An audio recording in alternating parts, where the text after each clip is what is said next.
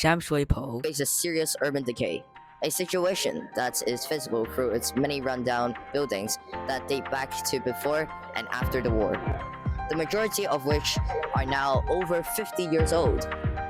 These aging structures have significant issues, including crumbling concrete, exposed rust steel, and cracked walls that reveal a long history.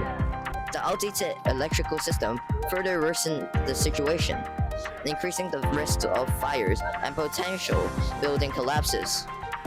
Furthermore, narrow streets cluttered with illegal stalls create substantial challenges for navigation, making it difficult for both pedestrians and vehicles to traverse the area safely.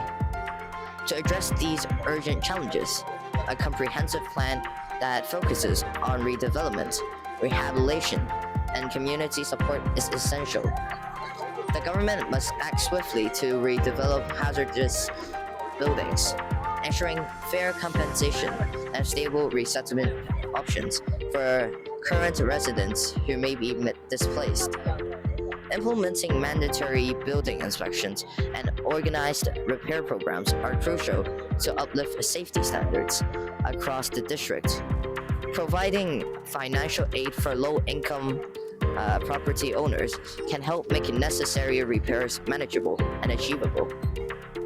Any efforts to revitalize these aging buildings should prioritize the preservation of historical heritage while also modernizing key features to meet current standards. Now let's switch to the next person.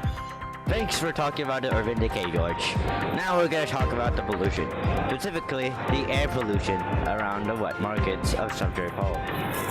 Amongst the high density of the district means that the markets are often surrounded by very heavy traffic. Now, this traffic it consists of not only people, but carts with random food objects coming from the streets that are very, very narrow. What's more, very many people are passing through, and it will cause many types of urban problems other than pollution. But today we're mainly going to talk about the pollution. Motor vehicles contribute very much to the PM 2.5 and the nitrogen oxide levels in the area. Street markets and nearby dive-high dongs, open-air food stalls, are sometimes associated with noise nuisance and strong smells, affecting the local quality of the life here. To solve it, we can find the clean air neighborhoods. Organizations like the Clean Air Network are expanding and monitoring educational projects to Sham Shui Po to help residents and vendors understand and mitigate the impact of roadside emissions from the delivery trucks out there.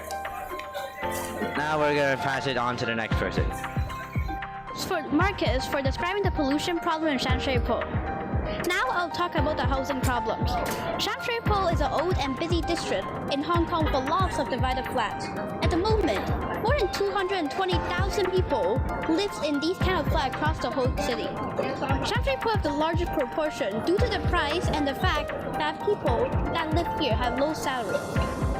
The flat is so small that a person can't walk around without hitting an equipment. In the summer, the lack of ventilation makes trapped heat not being able to escape.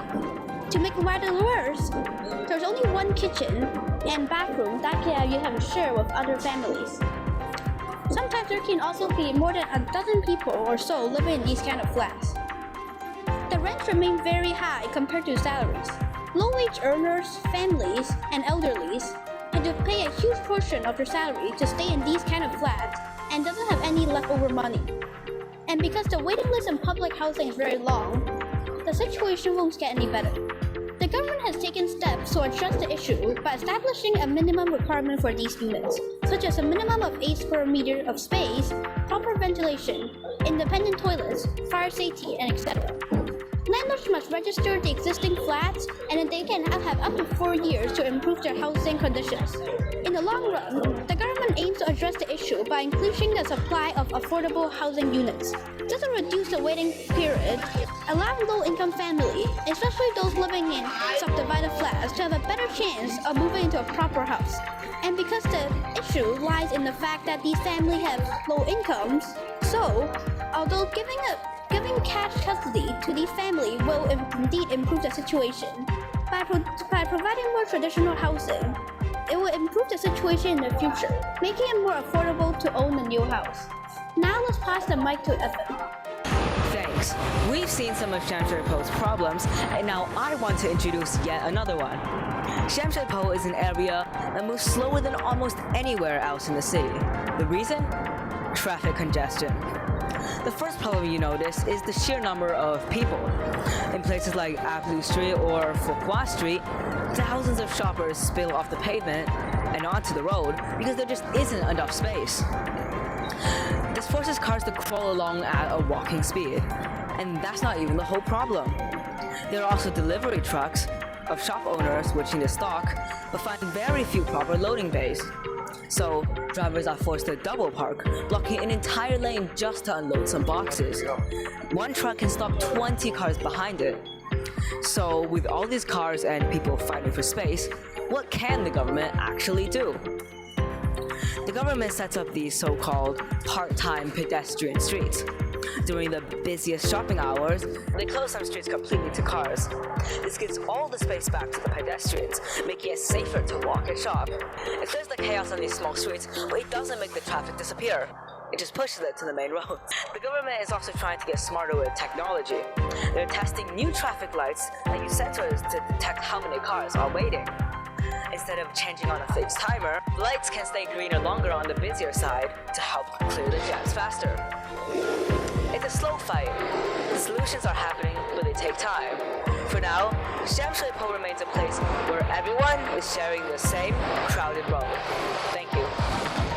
Conclusion, Sham Shui Po remains one of Hong Kong's most complex urban districts, where severe urban decay and housing crisis intersect with systemic pollution and traffic congestion. However, as of 2026, the district is at a critical turning point, driven by the government and planning-led interventions.